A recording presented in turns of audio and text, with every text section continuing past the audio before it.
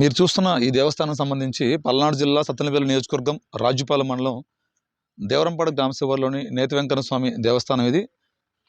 రేపు రాబోయే శనివారం నుంచి మొదటి వారం తిరునాళ స్టార్ట్ అవబోతుంది. మొత్తం 4 వారాలు జరుగుతుంది ఇక్కడ. అలానే ఉగాది తోటి 5వ వారం అయిపోతుంది. 5 వారాలు ఇక్కడ స్వామివారికి సంబంధించి తిరునాళ అంగరంగ వైభవంగా జరిగింది.